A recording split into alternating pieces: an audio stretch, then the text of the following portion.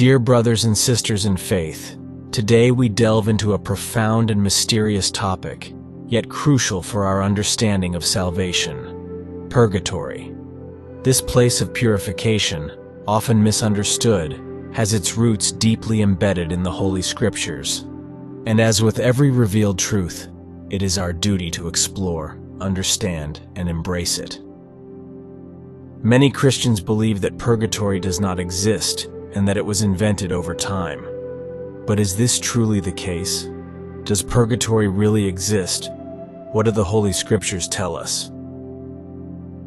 The Holy Bible clearly speaks of the difference between mortal sins and venial sins. As we are told, all wrongdoing is sin, but there is sin that does not lead to death. This distinction is vital. While mortal sins completely separate us from God, venial sins weaken our relationship with Him but do not entirely destroy it. But what happens to those souls who die in a state of grace, yet still bear the weight of these venial sins? The answer, dear brothers and sisters, lies in purgatory.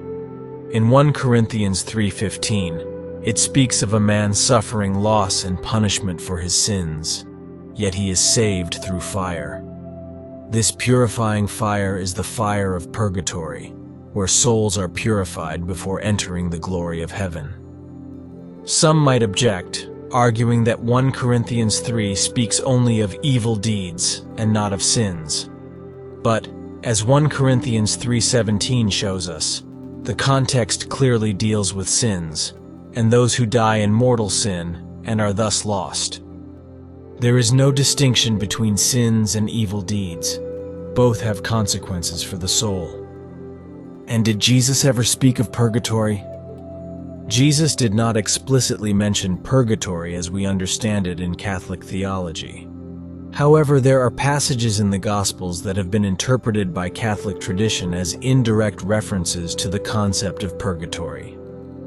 One such passage is Matthew 5:25-26, where Jesus says, "Come to terms quickly with your accuser while you are on the way to court with him, or your accuser may hand you over to the judge, and the judge to the guard, and you will be thrown into prison. Truly I tell you, you will not get out until you have paid the last penny." This passage has been interpreted as a reference to the need for reconciliation and penance before death. Otherwise, the soul might undergo purification in purgatory before entering heaven. Another passage is Matthew 12:32. "Whoever speaks against the Holy Spirit will not be forgiven, either in this age or in the age to come." This verse suggests that there might be forgiveness or purification in the age to come, which some interpret as a reference to purgatory. The Old Testament does not explicitly mention the term purgatory. However, there are passages that, according to Catholic tradition and some interpretations, suggest the idea of a place or state of purification after death. One of the most cited passages in relation to this idea is found in the second book of Maccabees, which is part of the Catholic Bible but not included in the Protestant canon. In 2 Maccabees 12:39-45, the story is told of Judas Maccabeus and his men finding idolatrous amulets on the bodies of fallen soldiers. Judas and his men pray for the deceased, hoping their sins might be forgiven. This passage suggests the idea that the dead can be aided by the prayers of the living, and that they might need purification from their sins. This is one of the scriptural foundations upon which the Catholic doctrine of purgatory is built. The Fathers of the Church, those great theologians and saints of the early centuries of Christianity, recognized and extensively wrote about purgatory. Saint Gregory the Great, one of the great doctors of the Church, wrote about Jesus' words in Matthew 12:32, where it is said that those who speak against the Holy Spirit will not be forgiven in this world or the next. Saint Gregory interpreted these words as a reference to purgatory, a place of purification in the world to come.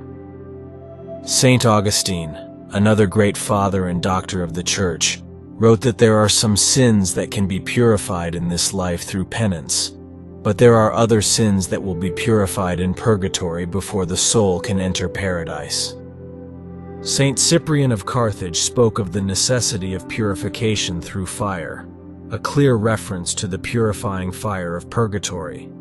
He wrote that, "Just as gold is purified through fire, so the souls of the righteous are purified through the fire of purgatory before entering the glory of paradise." In conclusion, dear brothers and sisters, purgatory is not an invention of the Church, but a truth revealed by God Himself through the Holy Scriptures. It is a place of hope, where souls are purified and prepared for the eternal glory of heaven. As Christians, we must pray for the souls in purgatory, that they might soon enjoy the beatific vision of God. May the Lord enlighten and guide each one of us through understanding and love for all the truths He has revealed. Let us know your thoughts in the comments, and don't forget to subscribe to the channel to not miss out on new videos and become part of the faith and prayer community. May God bless you.